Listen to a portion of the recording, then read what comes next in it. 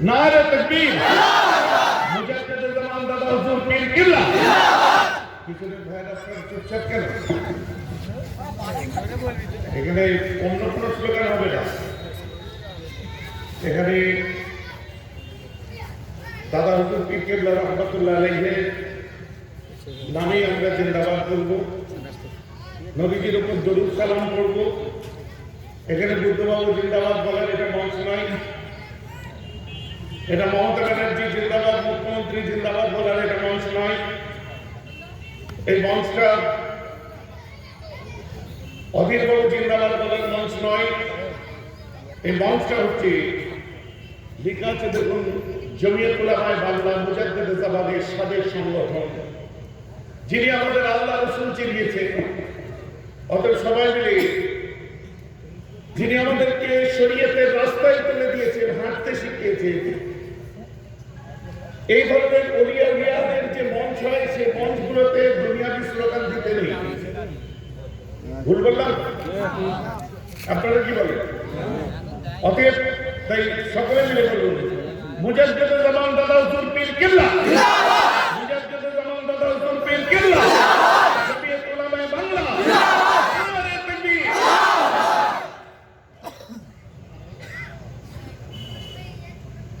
نحمده ونصلي ونسلم على رسوله الكريم أما بعد فيا أيها المستمعون رحمنا ورحمكم الله فقد قال الله تعالى عز وجل في كلامه الكريم وفي الفرقان الحميد إن الله وملائكته يصلون على النبي يا أيها الذين آمنوا صلوا عليه وسلموا تسليما اللهم صل على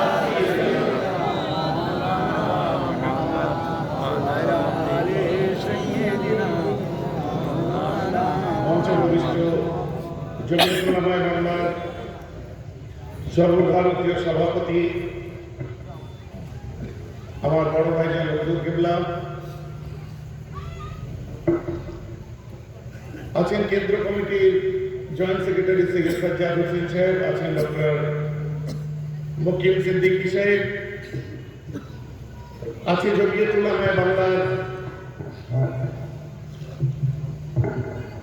মুজাদ্দিদ জামানের ভালোবাসার মানুষেরা আপনাদের সকলকে অন্তরস্থল থেকে আন্তরিক মোবারকবাদ জানাই বিশেষ করে সেই মানুষগুলোকে যারা প্রথম থেকে এই জমিয়ত উলামায়ে বাংলাকে আঁকড়ে ধরে আছে বুকে করে বিভিন্ন সময় বিভিন্ন কাজ তারা করে আপনারা জানেন কোন রাজনৈতিক ছত্রছায়ায় যে আমরা কোনো কাজ করি না কারণ আমাদের অবস্থানটা আপনারা পরিষ্কার জানেন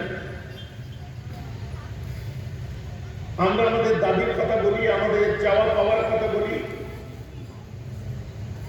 আমরা আমাদের অধিকারের কথা বলি শুধু আমরা বলি না যারা বলে তাদেরকে আমরা সমর্থন করি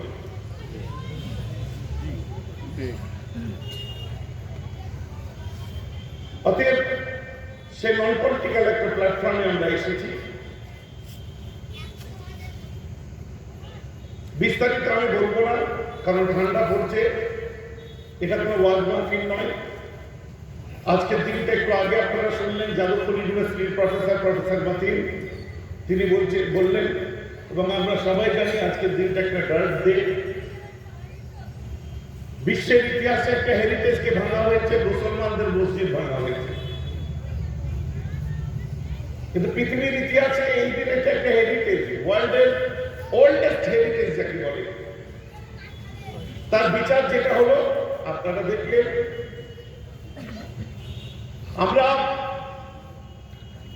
সংবিধানকে শ্রদ্ধা করি খুশি হই আর না হই আমরা মেনে নিয়েছি আমরা অশান্তি চাই না তবে আমরা এটাও জানি ভালো করে যে পৃথিবীর জমিনে থেকে কেবল বাবরি মসজিদ নয় যত মসজিদ আছে আপনার গ্রামের মসজিদ এপাড়ার মসজিদ ওপাড়ার মসজিদ পঞ্চস্কিয়ার মসজিদ নলদার মসজিদ বনহরিশপুরের মসজিদ জালালসির মসজিদ কলকাতার মসজিদ দিল্লির বড় মসজিদ এমনকি আপনার বাবরি মসজিদ পর্যন্ত যদি সমস্ত দুনিয়ার মসজিদগুলোকে যদি জালেমরা এসে ভেঙে দেয়, গুড়িয়ে দেয়, দুনিয়ার চোখে মসজিদগুলো ভেঙে গেছে, কিন্তু পরওয়ারদিগারের চোখে প্রতিটি মুসলমানের অন্তরে অন্তরে একটা নয়, দুটো নয়, একটা বাবরি মসজিদ ভাঙতে পারে কোটি কোটি মুসলমানের দিলে, কোটি কোটি বাবরি মসজিদ আজও জিন্দা রয়ে গেছে।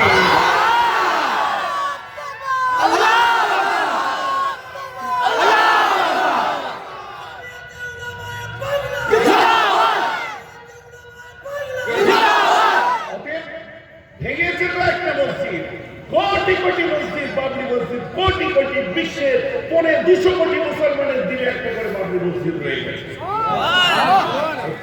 সজ্জাদ হোসেন বলছিলেন যে ইতিহাস একদিন প্রশ্ন করবে, উত্তর দিতেই হবে।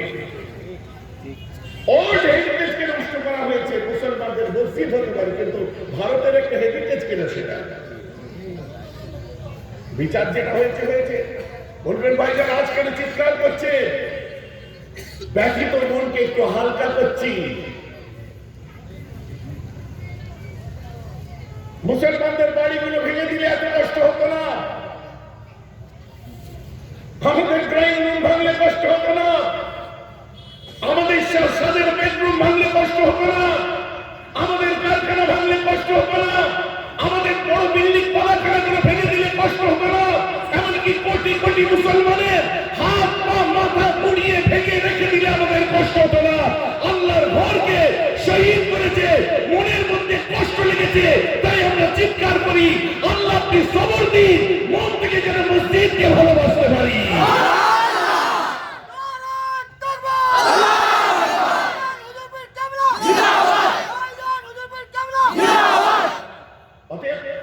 আজকের দুঃখ একটু ব্যক্ত করছি, সংবিধানকে শ্রদ্ধা করি, আমরা মেনে নিয়েছি, তাহলে কি দুঃখ প্রকাশ করার কি স্বাধীনতা নেই নাকি আমাদের? এই স্বাধীনতা তো আর হস্তক্ষেপ করা যায় না। আজ দুঃখ লাগে, আমি কারো মঞ্চে যে চিৎকার করছি না, কারণ স্টেজে গিয়ে চিৎকার করছি না, কেউ লাল চোখ দেখে আমাকে চুপ করাতে পারবে না, কোন দাদাগিরি করে আমাদের গলাকে টিপে ধরতে পারবে না, কারণ দুনিয়ার কোন নেতার স্টেজে আমি উঠিনি, উঠেছি মুজাদ্দেদের জামান, দাদাও তোদের নিজের হাতে তৈরি কোটি কোটি সিলসিলায় ফুরফুরার একমাত্র স্টেজে উঠে ভার দাঁড়িয়ে বলছি, কোন দাদাগিরিকে ভয় করি না, কারো চোখ রাগানোকে ঘাবড়াই না, কেউ আমাদের গলা টিপে ধরতে পারবে না।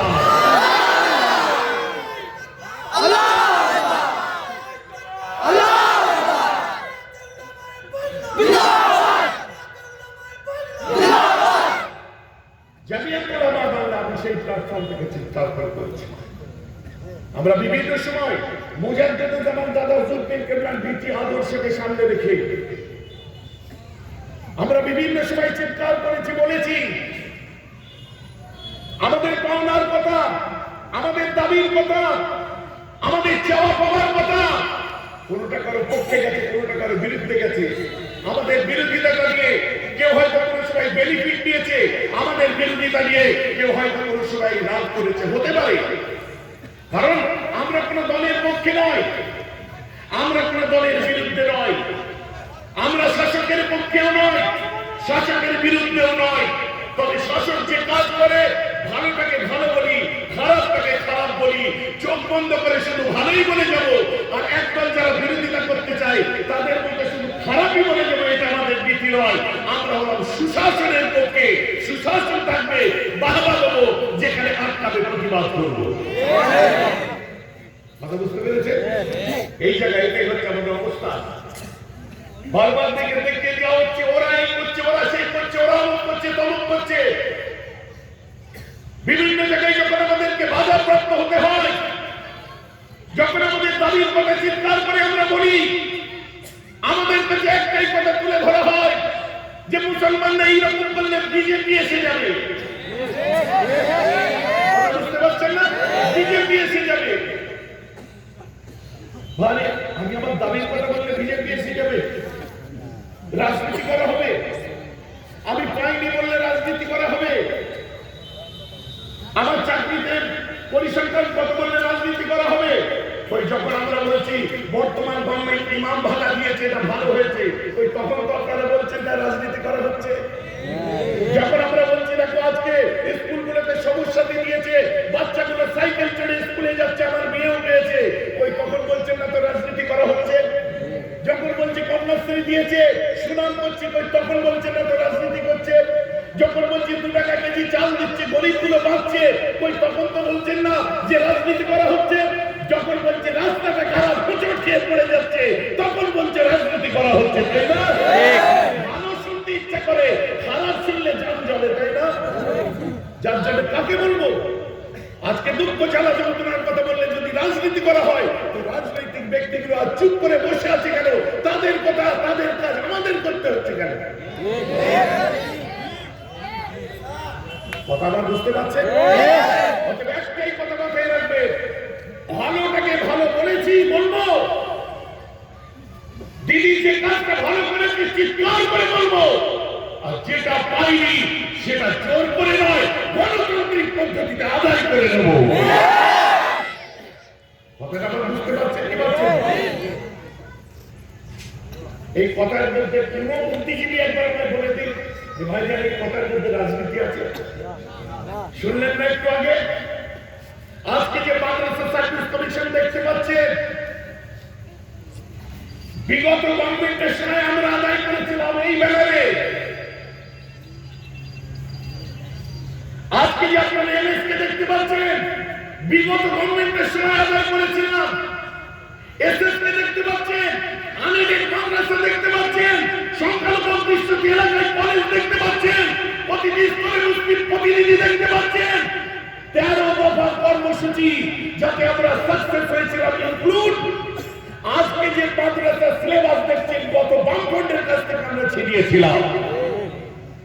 অতএব সংগঠন পুরো হয়ে যায়নি। অনেকে বলছে বাংলায় হারিয়ে গেছিল আর খুঁজে পাওয়া যাচ্ছে না। সাহেব কান খুলে শুনে রেখে দিন, আমরা কোনো কারণ দয়ার উপরে বেঁচে থাকি না, চাটুকারিতা করি না। চুপ করে ঘরের মধ্যে ঢুকে 4টে পুলিশ পাছায় লাগিয়ে দিয়ে জনগণ থেকে দূরে সরে যাই না। আমরা যতই যাই হই, শুয়ে থাকি, বসে থাকি, জামিয়াত উলামায়ে বাংলা সেই প্ল্যাটফর্ম মাথায় রাখবেন। বাপ যত দূরই হয়ে যায়, ও স্বীকার করতে কোনোদিন ভুলে যায় না।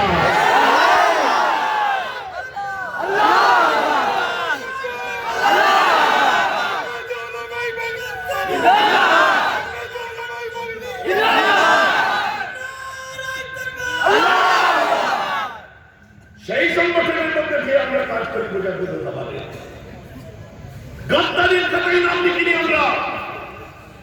আমাদের সাধারণ অঞ্চলে গাদ্দারি দাগ লাগাবেন না। মুসলিম কওম যদি গাদ্দারি করত, তাহলে গুজরাটের বুকে 67% জায়গা গান্ধীজির কথা অনুযায়ী মুসলমানরা ছেড়ে চলে আসতো না। মুসলমান কওম যদি গাদ্দারি করত, নেতাজি সুভাষ চন্দ্র বসু হাবিবুর রহমানকে খুঁজতো না। মুসলমান যদি গাদ্দারি করত, তাহলে আশফাকুল্লাহ খানের নামটা স্বাধীনতা সংগ্রামের ক্ষেত্রে বলিষ্ঠ কণ্ঠে কেউ বলতো না। মুসলমানরা যদি গাদ্দার হতো, মীর আব্দুল হামিদ কামানের সামনে ঝাঁপিয়ে পড়তো না। মুসলমানরা যদি গাদ্দার হতো, দিল্লির ইন্ডিয়া গেটে 97,000 শহীদের নাম লেখা আছে, তার মধ্যে 65,000 মুসলমানের নাম থাকতো না। কথা বুঝতে পারছেন না? এরা গাদ্দার নয়। এদের ওফাদারির উপর কোনোদিন সন্দেহ কোন নেতা করবেন না, কোন লিডার করবেন না। আপনারাও আমাদের পর্ব এখানে বসে আছে, আপনাদেরকে একটাই কথা বলা হয়, রাজনীতি ময়দানে হবে, কিন্তু মুজাদ্দেদ জামানের প্ল্যাটফর্মে যখন আসবেন, সব জার্সিটা খুলে দিয়ে দাদা হুজুরের জার্সিটা পড়ে দেবেন। কথা বুঝতে পারছেন না? সব জার্সি খুলে দাদা হুজুরের জার্সি পড়ে দেবেন। আর ভালোটাকে ভালো বলবে, খারাপটাকে খারাপ বলবেন সবসময়। না ওই হুজুর ওই বলছে, অমুক হুজুর ওই বলছে, তমুক হুজুর সেই বলছে।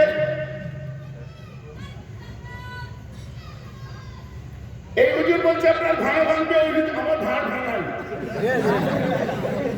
আমার ভাড়া আসবে না, আসবে না। রাগ করছেন? খবরদার যুবকদের বলে দিই, বিয়াদবের খাতায় নাম লিখাবে না। যে যা বলছি বলো। তোমাদের বড় ভাই বরাবর বলেছে সবর করো, বিয়াদবের খাতায় নাম লিখুনি। যখন খুশি হবে সবর করো, আর যখন ব্যথা পাবে সবর করো।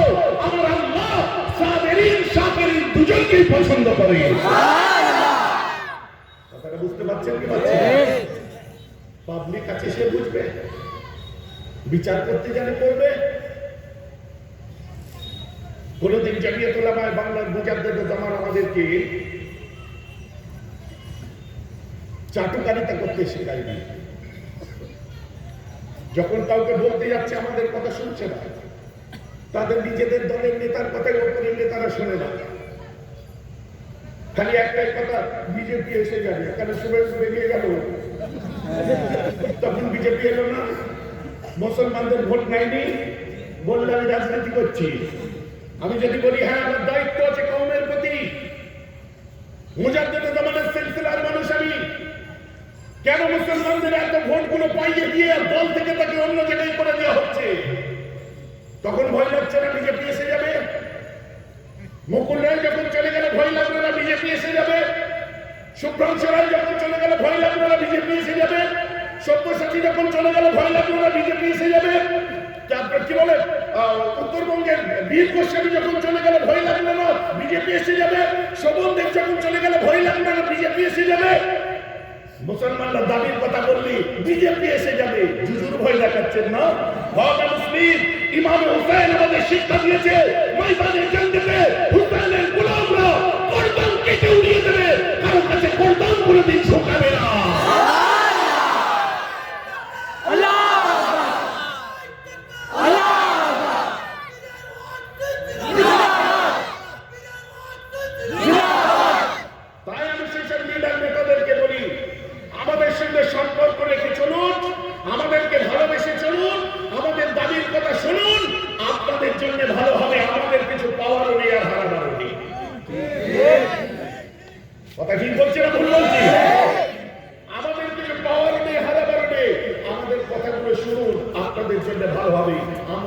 শত্রু নয়।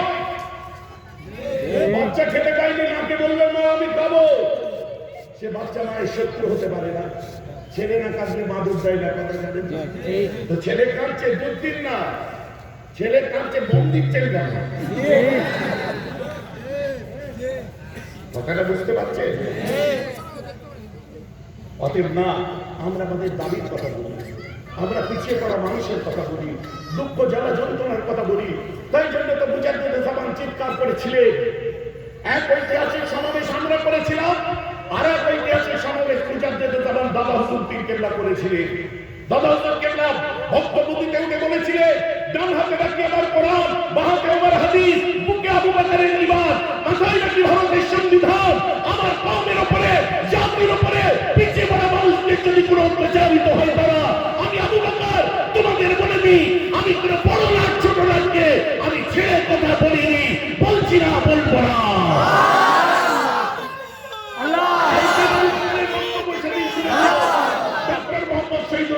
প্রফেসর আব্দুল খালেক এনারা মুজাদ্দিদ জামানকে দিকে ঝরঝর করে কেঁদেছিলেন আর বলেছিলেন, আমরা স্টেজে আমার পীর আবু বকরকে নয়, রাসূলুল্লাহ সাহাবা ওমর ফারুককে দেখতে পাচ্ছি না।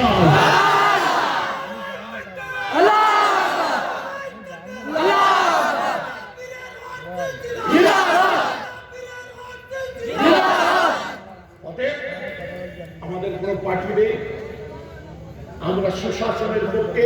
জমিয়তুল উলামায়ে বাংলা একটা কমন প্ল্যাটফর্ম। তবে আমাদের দাবির কথা যেই চিৎকার করে বলবে, পিছিয়ে পড়া মানুষের কথা যেই চিৎকার করে বলবে, সে বলাটা আমাদের বলা। এটা তো গণতান্ত্রিক অধিকার। গণতান্ত্রিক অধিকারকে মাথায় রাখতে হবে, মানুষকে সম্মান দিতে হবে, সকলের কথা শুনতে হবে, কমিউনিকেশন তৈরি করতে হবে, তবে মহব্বত বাড়বে। ঝগড়া করে কোনোদিন কিছু হবে না।